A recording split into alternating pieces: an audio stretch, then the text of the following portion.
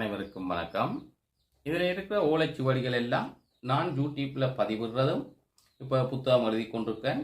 அதுக்கும் அதில் இருக்கிற விஷயங்களும் எந்த மாணவர்களுக்கு என்னிடம் படிக்கும் மாணவர்களுக்கு நான் கற்பிக்கிறதுக்காகவும் தேர்வு செய்து எடுத்து வைத்த ஓலைச்சுவடிகள். உங்களுக்காக ஒரு 60 கட்டு ஓலைச்சுவடி தேர்வு செய்து எடுத்து வச்சிருக்கிறேன். இதில் பாருங்கோ, இந்த ஓலைச்சுவடி இதில் இருக்கிற பிரயோகத்தை நீங்கள் முழுமையாக படித்தாலே சிறப்பான மாந்திரிகர் ஆவீர்கள். மகாபாரத காலத்தில் பயன்படுத்தப்பட்ட நாகாஸ்திரம், பிரம்மாஸ்திரம், பாசுபதாஸ்திரத்தை பற்றியான உண்மையான மந்திரங்களோட பிரயோகிக்கும் முறைகளோடு இருக்கிற ஓலைச்சுவடிகள். இதுவும் ஒரு கடுமையான ஒரு பிரயோக மந்திரம். இப்படி இதில் இருக்கிறது எல்லாமே உண்மையான மாந்திரிக முறைகள். நீங்கள் சிறப்பாக என்னிடம் கற்றுக்கொண்டால் எல்லாமே வஞ்சகம் இல்லாமல் மறைக்காமல் தருவேன். இதுவரை யாருமே இப்படி யாருக்கும் கொடுத்ததில்லை. எனக்கு மறைக்க வேணும் என்று இல்லை. எந்த முப்பாட்டனார் வழியாக வந்த ஓலைச்சுவடிகள் 1934ஆம் ஆண்டு எழுதப்பட்ட ஓலைச்சுவடிகளும் அதற்கு முற்பட்ட ஓலைச்சுவடிகளும் தான் இதில் இருக்கு. என்னிடம் கற்றுக்கொள்பவர்களுக்கு சிறப்பாக நான் எல்லாமே சொல்லித் தருவேன். எல்லாம் கற்றுக்கொள்ளலாம். இந்த தனவசிய மையை நீங்கள் பயன்படுத்துவதால் உங்கள் வீட்டிற்கு தனதானியம் வரும், கடன் தொல்லை நீங்கும், பணவரவு மிகவும் அருமையாக இருக்கும். இது ஒரு நல்ல முறை. இதனோடு ஒரு மூலிகை வேரும் இருக்கிறது. அதனையும் சேர்த்து நீங்கள் வைத்திருந்தால் 100% பலனை நீங்கள் எதிர்பார்க்கலாம். இது எதிரேற்று மை. இந்த எதிரேற்று மையை நீங்கள் பயன்படுத்துவதால் எதிரிகளால் செய்யப்படும் எந்தவித பேய், பிசாசு, பில்லி, வஞ்சனை, சூனியம் எதுவாக இருந்தாலும் உங்களிடம் அணுகாது. நிச்சயமாக நான் சொல்கிறேன், 100% உங்களை அணுகாது. சிறப்பான மை முறை. வாங்கி பயன்படுத்துங்கள்.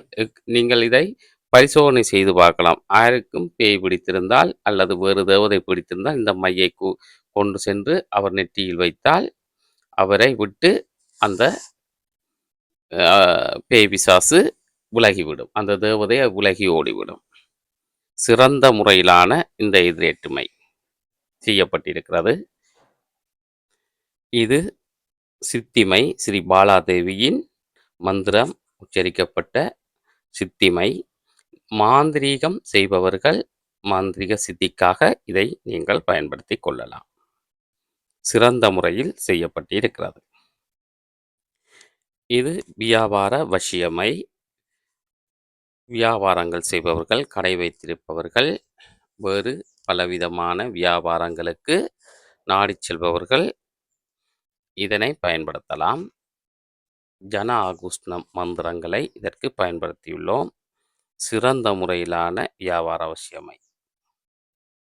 இதனோடு ஒரு யந்திரமும் இருக்கிறது. அதையும் சேர்த்து நீங்கள் பயன்படுத்தினால் இன்னும் நல்ல பலனை பெறலாம். முகவசியமை. பலவிதமான வாசனை திரவங்களையும் மூலிகைகளையும் கொண்டு தயாரிக்கப்பட்ட முகவசியமை. உங்களை பார்த்தவுடன் ஒரு வசீகரத்தை ஏற்படுத்தக்கூடிய மையாக இது இருக்கும். சிறந்த முறையில் முகவசிய மந்திரங்களை கொண்டு உச்சரிக்கப்பட்டு செய்யப்பட்டிருக்கிறது. முறையாக புராண பிரதிஷ்டை செய்யப்பட்டு, சங்கல்பம் செய்யப்பட்டு, சத்தியநாம புராண பிரதிஷ்டையில் கொடுக்கப்பட்டு செய்யப்பட்டிருக்கிறது. இதுவும் சிறந்த முறையில் பயன் தரும். தேவையானவர்கள் இவ்வாறான மைகளை நீங்கள் தொடர்பு கொண்டு பெற்றுக்கொள்ளலாம். இதனோடு சூனிய தெரிப்பு எண்ணெய் இருக்கிறது. தேவையானவர்கள் பயன்படுத்தலாம். பில்லி சூனியத்தில் பாதிக்கப்பட்டவர்களுக்கு பயன்படுத்தினால் உடனடியாக 8 நாட்களில் தீர்வு கிடைக்கும். இன்னும் ஒரு மை இருக்கிறது. பிரேதாத்மாக்கள் ஒருவருக்கு பிடித்திருந்தால் உடனடியாக அது அவரை விட்டு நீங்குவதற்கான மை ஒன்று இருக்கிறது. இதனையும் மாந்திரிக பூசைகள் செய்பவர்கள் பயன்படுத்தி கொள்ளலாம், பூசாரிகள் பயன்படுத்தி கொள்ளலாம். அந்த மையை நீங்கள் அவர் அருகே கொண்டு செல்லும் பொழுதே அவரை விட்டு நீங்கி ஓடிவிடும். சிறந்த தேக காவலாகவும் இதை பயன்படுத்தலாம். விரும்பியவர்கள் தொடர்பு கொண்டு பெற்றுக்கொள்ளுங்கள். இனி நாங்கள் மாடனின் உச்சா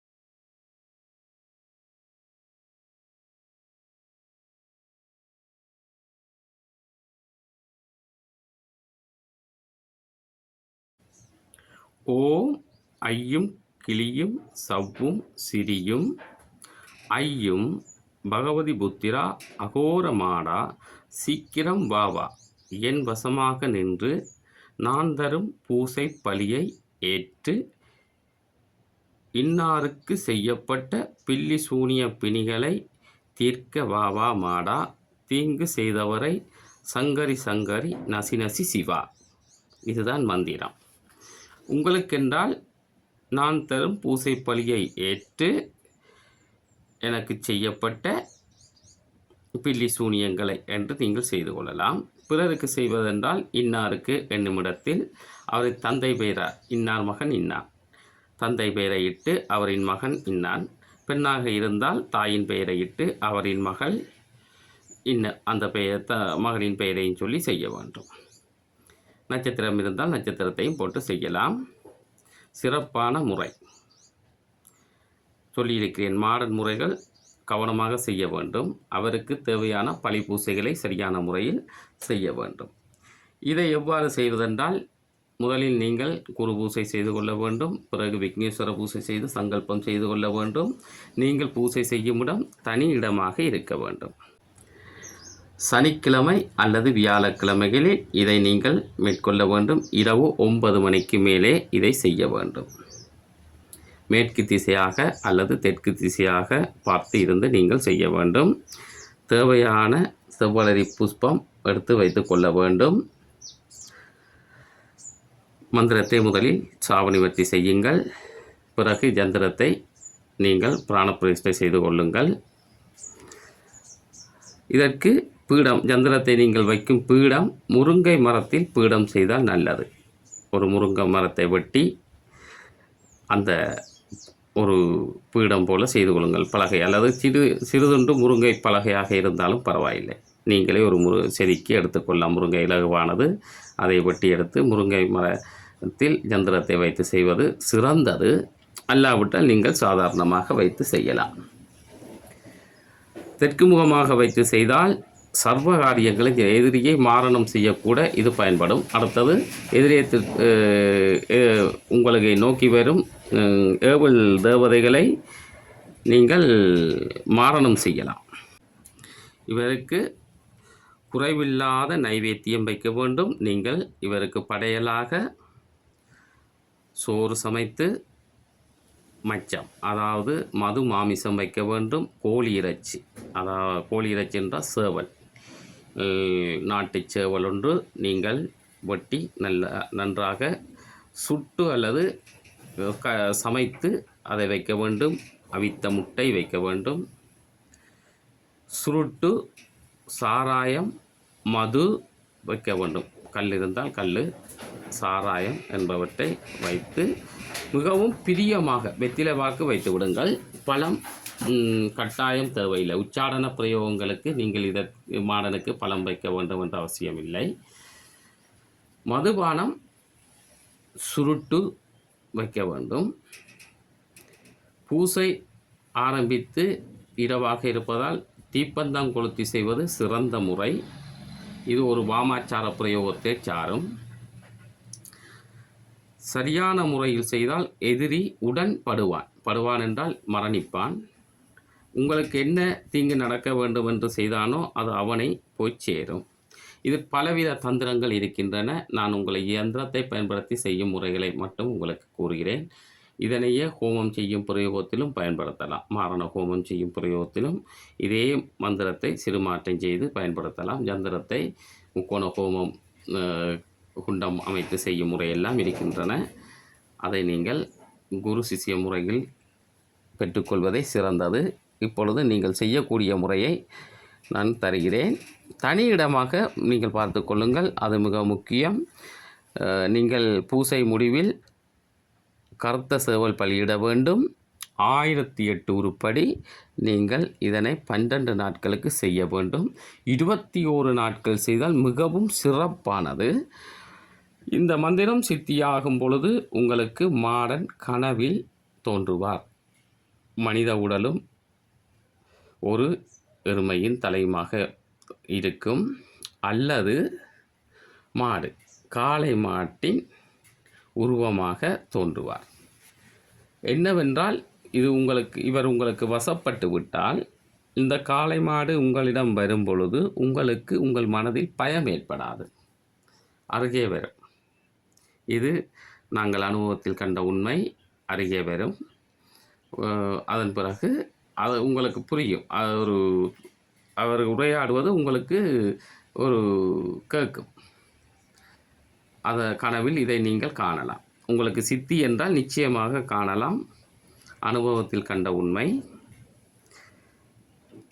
வேகமாக செயற்படும். மற்ற தெய்வங்களை விட மாடன் வேகமாக செயற்படும். அதுவும் எதிரிகளை அழிப்பதென்றால் உங்களுக்கு முதல் பதிவுகள் கூறியிருக்கிறேன். மந்திரவாதிகளின் கொட்டத்தை அடக்குவதற்காக வந்ததே மாடன்.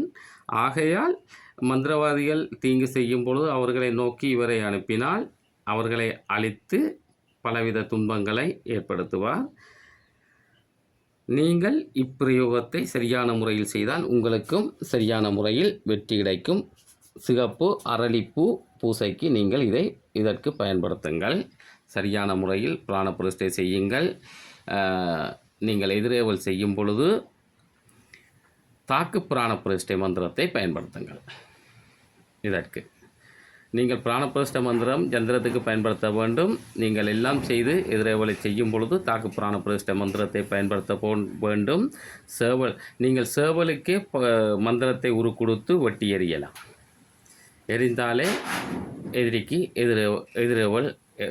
எதிரி செய்த ஏவல் எதிரிக்கே எதிரெறி போய் தாக்கும். இதனை தேக ரட்சியாகவும் பயன்படுத்தலாம். உங்கள் காணிகளுக்கும் வீடுகளுக்கும் காவலாகவும் பயன்படுத்தலாம். சரியாக புரிந்து கொள்ளுங்கள். மாடன் சுடலையோடு சம்பந்தப்பட்ட தெய்வம். ஆகவே நீங்கள் வேறு தெய்வங்களை வைத்திருப்பதாக இருந்தால் லக்ஷ்மி விஷ்ணு போன்ற தெய்வங்களை வைத்திருப்பதாக இருந்தால் இவரை காவல் செய்வது நல்லதல்ல. நீங்கள் தனிப்பட்ட இடமாக உங்கள் ஆலயம் நீங்கள் தனிப்பட்ட இடமாக இருக்கும் இடங்களுக்கு மட்டும் நீங்கள் இதை காவல் செய்யலாம். கடுமையாக நோய் பீடிக்கப்பட்டவர்களுக்கு உங்கள் ஆலயத்தில் அழைத்து இப்பிரயோகத்தின் மூலம் அதை நீக்கலாம். இதற்குரிய ஜந்திரம் இதுதான். இந்த ஜந்திரத்தை முறைப்படி நீங்கள் கீறிக்கொள்ளலாம். செப்பு தகடில் நீங்கள் எழுதி காவலாக பயன்படுத்தலாம். காரிய தகட்டில் எழுதி நீங்கள் மாரண பிரயோகத்திற்கு பயன்படுத்தலாம். தேகரட்சைக்கு மற்றும் உங்கள் காணியை சுற்றி வீட்டை சுற்றி இதனை காவல் செய்யலாம். நான் கூறக்கூடிய விடயத்தை உங்களுக்கு கூறிவிடுகிறேன். நீங்கள் செய்வது உங்களை பொறுத்தது. அடுத்தது பூசையின் இறுதி நாளில் நீங்கள் சுடலையில் கருப்பு சாவல் பலி கொடுங்கள். ஆனால் கருத்த கிடையாடு பலி கொடுப்பது மிகவும் சிறந்தது. அமாவாசையில் நீங்கள் இப்பலியை கொடுப்பீர்களாக இருந்தால் சிறந்தது. நீங்கள் பூசை முடியும் நாள் அமாவாசையாக பார்த்து கொள்ளுங்கள். எத்தனை நாள் என்பது 12 நாளாக இருந்தால் அதற்குரியவாறு அமாவாசையில் 12வது நாள் முடிவது போல பயன்படுத்தி கொள்ளுங்கள். இந்த யந்திரத்தை நீங்கள் யாருக்கு பிடித்திருக்கிறதோ அவரின் பெயரை உள்ளே எழுதி கொள்ளலாம். மாரணம் செய்யும் பொழுது எதிரியின் பெயரை உள்ளே இட்டு நீங்கள் மாரணம் செய்ய வேண்டும். நோயாளியாக இருந்தால் அவருக்கு நீங்கள் சரீரத்தில் மாற்றங்களை செய்து, அதாவது இன்னாருக்கு ஏற்படும் நோய், இன்னாருக்கு நோய் ஏற்படாமல், இந்த பில்லி சூனியம் ஏற்படாமல் என்று சொல்லி நீங்கள் செய்ய வேண்டும். சரியான முறையில் கற்றுக்கொண்டு செய்வதே சிறந்த முறை. காரியத்தகட்டையும் செப்புத்தகட்டையும் பயன்படுத்தி கொள்ளுங்கள். திருநூறில் கூட நீங்கள் இதனை பயன்படுத்தி கொள்ளலாம். இச்சந்திரத்தை சாம்பல் பூசணிக்காயில் எழுதி நன்றாக மந்திரத்தை உச்சரிக்க வேண்டும். பிராணப்பிரதிஷ்டை செய்து மந்திரத்தை உச்சரித்து தாக்கு பிராணப்பிரதிஷ்டை மந்திரமும் கொடுத்து, ஒரு கையில் நீங்கள் கத்தியும் ஒரு கையில் பந்தவும் வைத்துக்கொண்டு மந்திரத்தை உச்சரித்து, அதன் பிறகு பிணியாளியின் தலையை சுற்றி உச்சந்தலையிலிருந்து காலால் மேலிருந்து கீழிறக்கி வைத்து, அதன் பிறகு யந்திரத்தின் மேல் நீங்கள் திரி கொளுத்தி வைத்து நோயாளியை தாண்ட வைத்து நீங்கள் இதனை வெட்டவும். வெட்டும் பொழுது மந்திரத்தை உச்சரித்து வெட்டுங்கள். திருநூறு நோயாளிக்கு மந்திரித்து பூசிவிடுங்கள். இதனை மந்திரித்து அவருக்கு ஒரு ஜந்திர தகடும் நீங்கள் போட்டுவிடலாம், நூலும் கட்டிவிடலாம். நோயாளிக்கு உடனடியாக நீங்கும். நோயாளியின் பெயரை உச்சரித்து நீங்கள் செய்து அவர் அந்த பூசணிக்காவை தாண்ட வைக்கும் பொழுதே அவருக்கு சர்வபிணியின் நீங்கும். எதிரிகளால் செய்யப்பட்ட சர்வபிணியின் நீங்கும். அல்லது தானாக அவருக்கு வேறு ஏதும் பிணிகள் பிடித்திருந்தாலும் இம்மந்திரத்தை பயன்படுத்தி அதை நீக்கலாம். சிறந்த முறை, செய்து பயன்பெறுங்கள். சப்ஸ்கிரைப் செய்யுங்கள், லைக் செய்யுங்கள், ஏனையோருக்கும் ஷேர் செய்யுங்கள். சிறந்த முறையாக மந்திரத்தை கற்றுக்கொள்ளுங்கள். அதுவே சிறந்த முறை. பிள்ளையார் பூசை என்பவற்றை விக்னேஸ்வர பூசை இல்லாமல் எந்த பூசையும் இல்லை. அதை சிறப்பாக சரியான முறையில் செய்து சங்கல்ப முறைகளையும் கற்றுக்கொண்டு செய்தாலே மந்திரம் முழுமையாக சித்திக்கும். மீண்டும் ஒரு வீடியோவில் சந்திப்போம். நன்றி, வணக்கம்.